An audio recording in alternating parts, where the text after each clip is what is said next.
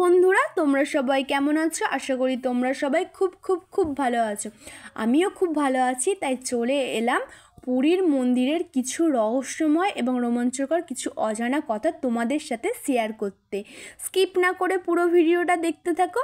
আশা করি তোমাদের সবাইয়ের খুব খুব খুব ভালো লাগবে। পুরীতে গেছেন কিন্তু জগন্নাথ দেবের মন্দির দর্শন করেননি, এমন বাঙালি পাওয়া ভার।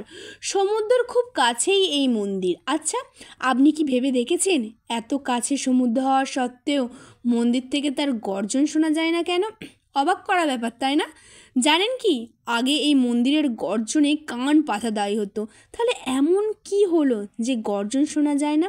আপনি কি খেয়াল করেছেন পুরীর জগন্নাথ মন্দিরের পতাকার হাওয়ার ঠিক উল্টো দিকে ওড়ে? কেন এমন হয়?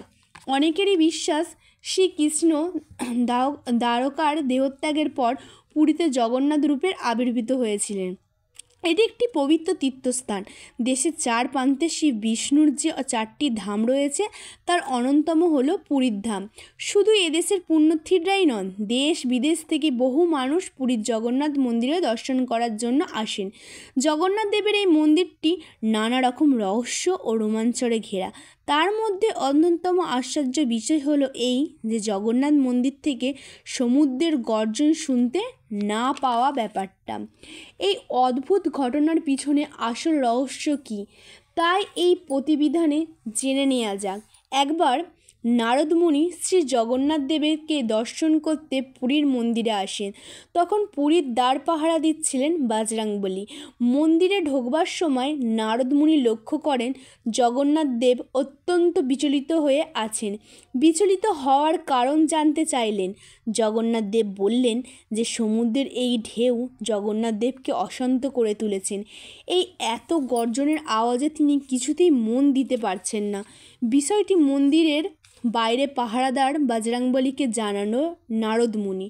বজরংবলী রামের পরম ভক্ত, আমাদের প্রায় সকলেরই জানা।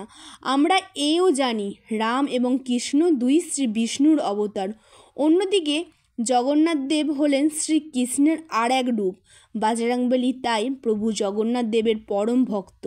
প্রভুর সমস্যার কথা শুনেই তিনি বেরিয়ে পড়লেন সমুদ্রের পাড়ে। গিয়ে সমুদ্রদেবকে জানালেন বজরংবলী। সমুদ্রের গর্জন আস্তে করার জন্য তিনি অনুরোধ করলেন। ঠিক সেই সময় বললেন, একমাত্র পবনদেবী সমুদ্রদেবের গর্জনের ওপর নির্ভর করেছেন।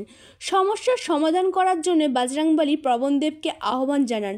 পবনদেব সমস্যার একটা সমাধান বলে দেন।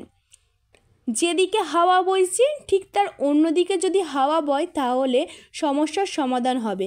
বজরংবলী যেদিকে হাওয়া বইছে তার উল্টো দিকে তারও দ্রুত বেগে ঘুরতে থাকে।